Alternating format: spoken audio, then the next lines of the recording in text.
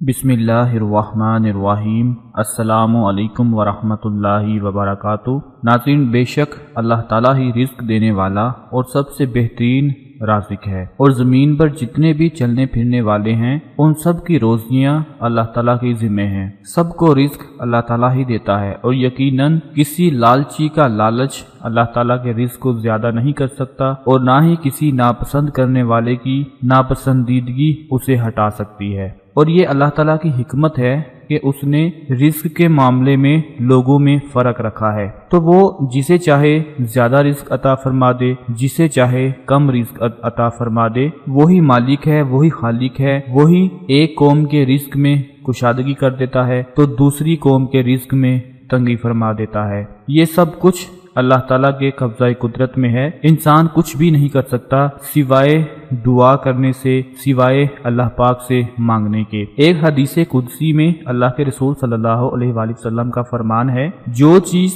तुझे जन्नत के करीब कर सकती है उसका मैंने तुझे हुक्म दे दिया है, और जो चीज तुझे जहन्नम के करीब कर सकती है उससे मैंने रोक दिया है। यकीनन हजरत जिब्राईल अलैहिस्सलाम ने मेरे दिल में ये बात डाली है कि कोई भी जान उस वक्त तक फौत नहीं हो सकती, कोई भी इंसान उस वक्त तक इस दुनिया से नहीं जा सकता जब तक कि वो अपनी रोजी पूरी ना कर ले और सारा रिज्क खा ना ले। तो तुम अल्लाह का तकवा इख्तियार करते हुए रोजी का हुसूल अच्छी तरह करो, और तुम में से किसी को रोजी का लेट और कम हो जाना इस बात पर ना उभारे कि तुम अल्लाह की नाफरमानी करके रोजी हासिल करने लग जाओ, क्योंकि जो कुछ अल्लाह के पास है वो अल्लाह ताला की इताअत और फरमाबरदारी के जरिए ही हासिल किया जा सकता है। नाज़रीन, अक्सर आप लोगों ने देखा होगा कि अल्लाह पाक ने हमें सब्र करने का हुक्म दिया है। जब हमें मुश्किलात पेश आती हैं, रिस्क की तंगी होती है, तो हम गिले शिकवे करना शुरू कर देते हैं, फिर हम नाजायज कामों में पड़ जाते हैं और हराम और हलाल को भूल जाते हैं। अल्लाह पाक ने इस चीज से मना फरमाया है। याद रखें, रिस्क सिर्फ वही अच्छा है, वही फजीलत वाला है, वही इंसान के लिए फायदा मंद है जिसको इस्तेमाल करने से दुनिया भी आसान हो जाए और आखिरत भी आसान हो जाए।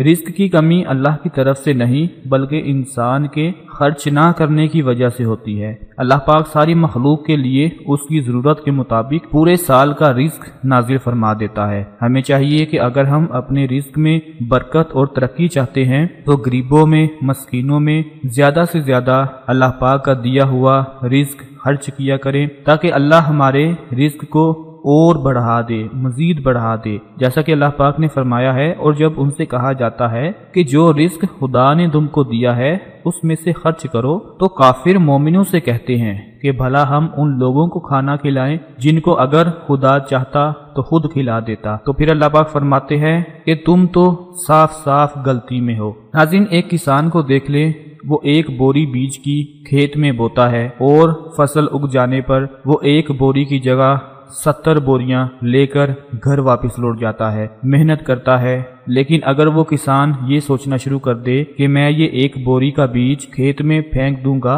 और पता नहीं मुझे मिलेगा कि नहीं, तो फिर वो उसके कमजोर ईमान की निशानी है। इसी तरह जब हम गरीबों में, मस्कीनों में तकसीम करेंगे तो अल्लाह पाक 1 रुपये का अजर 70 गुना ज्यादा बढ़ कर देता है। तो मैं दुआ करता हूँ कि अल्लाह पाक हमें गरीबों में, मस्कीनों में रिस्क तकसीम करने की तौफीक अता फरमाए ताकि हमारा रिस्क और बढ़ जाए। तो आज हम आपको कुरान पाक की 2 आयात के बारे में बताने वाले हैं। सूरा बकरा की 2 आयात हैं जिनकी तिलावत करने से, जिनको पढ़ने से अल्लाह पाक के फजल करम से आपके पास कभी रिस्क की कमी नहीं आएगी। नाज़रीन, आप लोगों को कुरान पाक की 2 आयात के बारे में बताने लगे हैं कि आपने नमाज अदा करने के बाद दुआ मांगने से पहले इनकी तिलावत कर लेनी है, इनको पढ़ लेना है। इंशाअल्लाह अल्लाह पाक के फजल करम से आपके रिस्क में इजाफा होना शुरू हो जाएगा। जो लोग चाहते हैं कि अल्लाह पाक हमारे घरों में रिस्क नाजिल फरमा दे, रिस्क अता फरमा दे, اور کوئی ایسا وظیفہ مل جائے، کوئی ایسا عمل مل جائے جس کو کرنے سے